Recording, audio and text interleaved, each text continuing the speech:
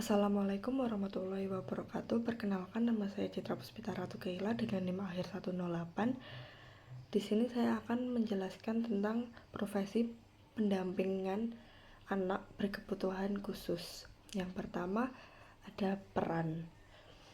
Pendamping ABK berperan dalam membantu anak dengan kebutuhan khusus dalam proses belajar dan kehidupan sehari-hari. Mereka bertugas memberikan dukungan emosional, sosial, dan akademik agar anak dapat berkembang secara optimal sesuai potensinya. Yang kedua ada tugas. Yang pertama, membantu anak dalam memahami pelajaran dan tugas sekolah. Yang kedua, memberikan dukungan dalam keterampilan sosial dan komunikasi. Yang ketiga, menciptakan lingkungan belajar yang nyaman dan sesuai dengan kebutuhan anak. Yang terakhir, berkoordinasi dengan guru, terapis, dan orang tua dalam merancang metode pembelajaran yang aktif. Berikut ada tantangannya. Yang pertama, setiap anak memiliki kebutuhan yang unik, sehingga pendekatan harus disesuaikan secara individual. Yang kedua, menghadapi tantangan emosional terutama dalam menangani anak dengan gangguan perilaku atau emosi yang sulit dikendalikan. Yang ketiga, keterbatasan fasilitas dan sumber daya di beberapa sekolah atau lembaga.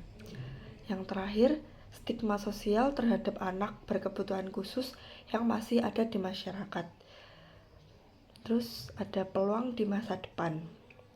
Yang pertama, meningkatkan kesadaran inklusivitas dalam pendidikan, membuka lebih banyak peluang kerja bagi pendamping ABK. Yang kedua, kebutuhan tenaga pendamping yang kompeten semakin tinggi baik di sekolah inklusi, terapi maupun lembaga pendidikan kursus. Yang ketiga, perkembangan teknologi pendidikan memberikan peluang untuk metode pembelajaran yang inovatif. Yang keempat, peluang bekerja di berbagai sektor termasuk lembaga sosial, rumah terapi, atau membuka layanan pendampingan mandiri. Pengaruh perkembangan teknologi. Yang pertama, AI dalam asesmen dan intervensi. AI dapat menganalisis pola perilaku anak lebih cepat dan akurat, membantu pendampingan dalam menentukan strategi yang tepat. Yang kedua, e-learning dan aplikasi edukasi. Platform e-learning memungkinkan anak ABK belajar secara mandiri dengan materi yang disesuaikan dengan kebutuhan mereka.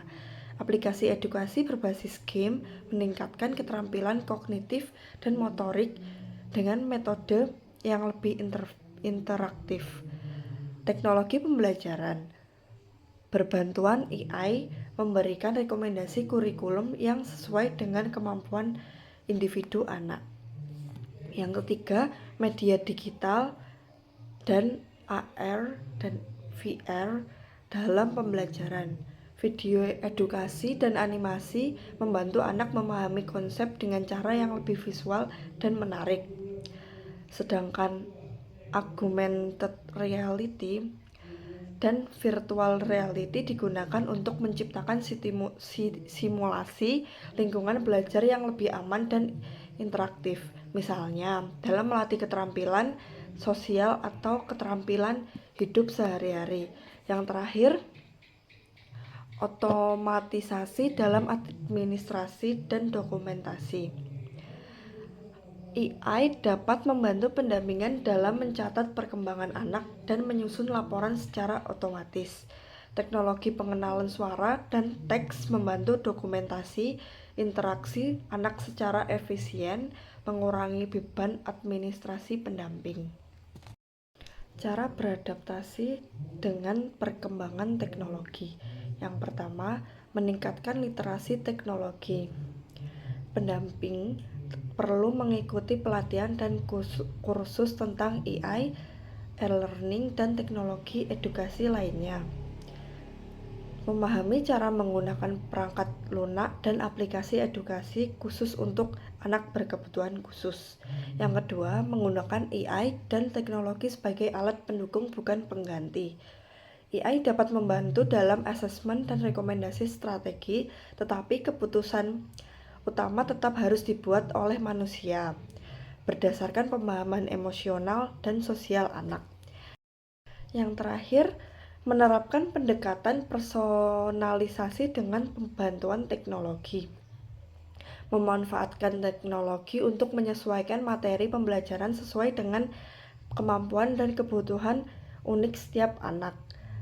Menggunakan data yang dikumpulkan oleh AI untuk merancang program pendampingan yang lebih cepat sasaran. Kebijakan terbaru yang mempengaruhi. Yang pertama, Undang-Undang Nomor 8 Tahun 2016 tentang penyandang disabilitas. Pasal 10 Undang-Undang ini menyatakan bahwa peserta didik berkebutuhan khusus berhak mendapatkan layanan pendidikan yang bermutu di semua jenis, jalur, dan jenjang pendidikan.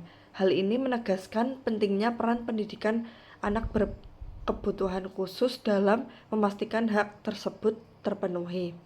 Yang kedua, Peraturan Menteri Pendidikan Nasional Nomor 70 Tahun 2009 tentang pendidikan inklusif.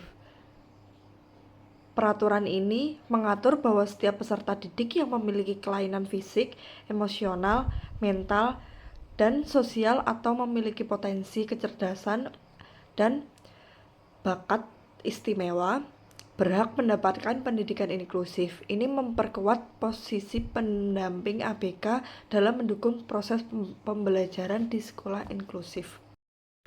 Selanjutnya, kontribusi profesi. Yang pertama, meningkatkan akses pendidikan bagi anak berkebutuhan khusus.